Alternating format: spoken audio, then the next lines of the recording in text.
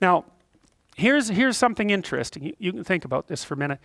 I went and saw an autistic woman speak at one point. Her name was Temple Grandin.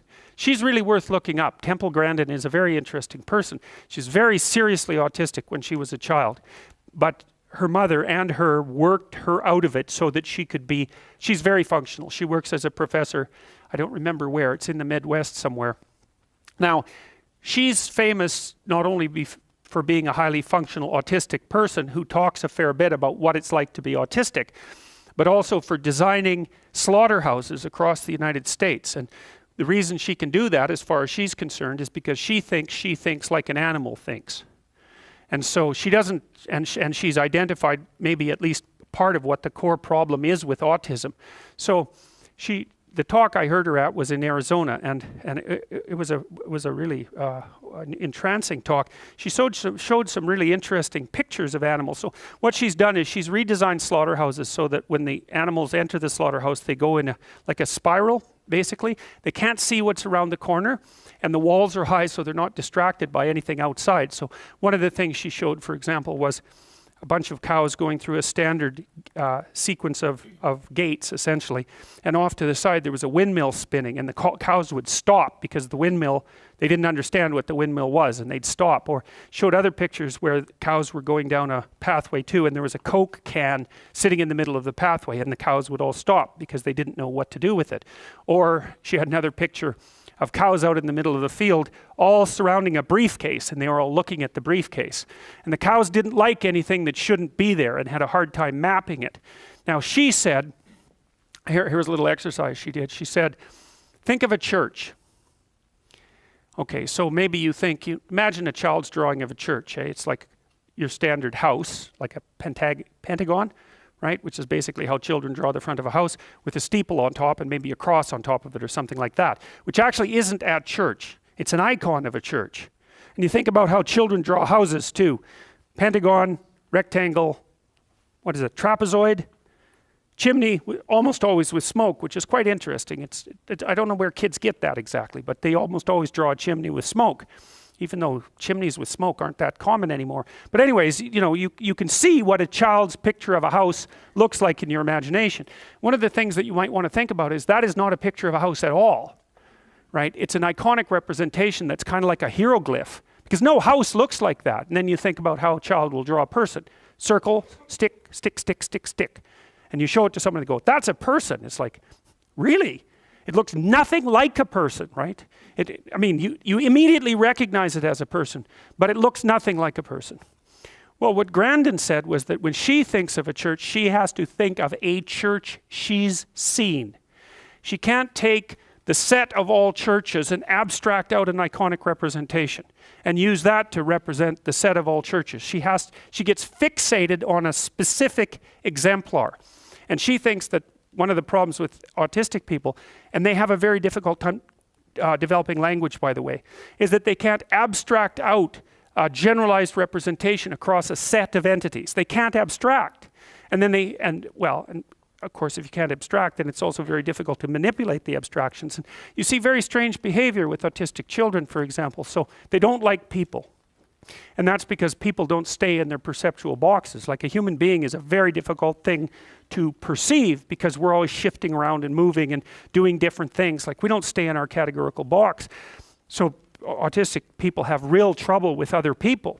But they also have trouble. So for example, if your autistic child gets accustomed to your kitchen, let's say, and you move a chair, then especially if they're severely autistic, they'll have an absolute fit about it. Because you think kitchen with chair moved. They think completely different place. Because they can't abstract the constancies across the different situations and represent them abstractly. So I made this little diagram. I made this little diagram here to kind of give you a sense of what you might be doing when you're abstracting perceptually. And so you could say, think about something that's that complicated.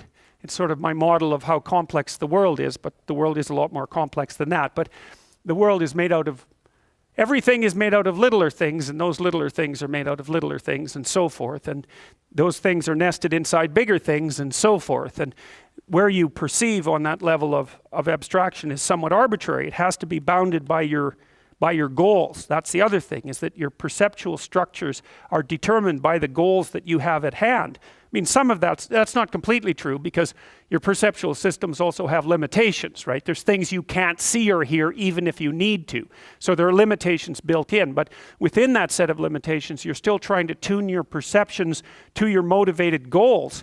And that's also very useful to think about when you're trying to understand artificial intelligence, because for human beings, without goals, there's no perception. Because there's no filtering mechanism that you can use to determine the level of resolution at which you perceive. Anyway, so there's a thing made of smaller things which are made out of smaller things, and it's kind of my iconic representation of the complexity of the world. And then you could think, well, what is this? How can you see this object? And I think if you just look at it, you can detect, it's like a Necker cube, you know, those cubes that are line drawings that you can see the front of and then it'll flip to the back. Have you seen those? So this is kind of Necker cube-like, or at least it is for me, in that when I look at it, my perceptions play around with it. Sometimes I focus on the kind of cross-like shape in the middle, and sometimes I can see these other lines, and then sometimes I'll focus on that square, and sometimes I can see the little dots there, or maybe one dot, and my perceptions are going like this, trying to fit a pattern to it. And you can kind of detect that when you're watching it. And so I would say, well, you have the options of perceiving this in its full complexity, or you can simplify it. Essentially, there's lots of ways you can simplify it, but some of them are laid out there. So you take the complex thing, you make a low resolution representation of it. So that's the rough area that all those dots occupy. That's the rough area broken down to its 4 most fundamental quadrants. That might be how you would look at it if this was a map of an orchard and you were trying to walk from south to north. That would be a useful representation. This combines this and this. That's that's the highest level of resolution that you can perceive this object at. That's lower resolution than the object itself. So the first issue is, how should you look at things? Well, that's a problem that intelligence has to solve.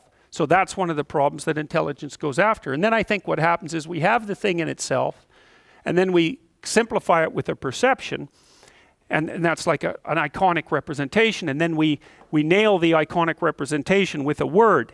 And that's how we compress the world's complexity into something that we can manage.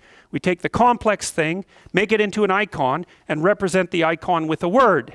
And then when I throw you the word, so to speak, you decompose it into the icon and then decompose it even further into the thing, if you know the icon and you know the thing. And so then we can use shorthand, right? Because you have representational structures and so do I, and I'm just tossing you markers about your representational structures and you can unfold them. That's what you do when you're reading a novel, because the novel comes alive in your imagination in your own idiosyncratic way. And it wouldn't if you didn't understand the references of the novel, right? The novelist has to assume that your basic perceptual structures and your intuitions and your instincts are basically the same as his or hers, because otherwise they have to assume that, because otherwise they would be lost in an infinite regressive explanation. So, and it's problematic often. For example, if you start reading Victorian novels, you may find that it takes a while to get into them because the presuppositions, the expectations are slightly different, and so is the language. You have to update the representations. But anyway, so that's roughly, as far as I'm concerned, that's roughly a representation of what intelligence is doing in the world. Or a big part of it. It's how in the world do you look at things so that you can use them for the purposes that you need to use them for. And then the next problem that intelligence has to solve, which is related, is once you've got the perceptual landscape sorted out, how do you abstractly represent the action patterns that you're going to implement in the world? So it's, how do you perceive where you are now? How do you perceive where you're going? And how do you construct up and then implement strategies that enable you to move from where you are to where you're going? So it's a continual process of mapping and movement. And so it's navigation. That's what we're doing in the world all the time, is navigating through it, because we're mobile creatures. We're navigating through it, attempting to make the world manifest itself in accordance with our wishes. And that's the fundamental problem that intelligence has to solve. And animals have their perceptions to rely on, but we have our perceptions and our ability to abstract from those perceptions multiple times and then to abstract finally into language. So we live in a very abstracted world. And it also means that we can learn a lesson in one place and generalize it across many other places, which is also something that animals have a hard time doing because they don't know how to do that initial perceptual generalization. So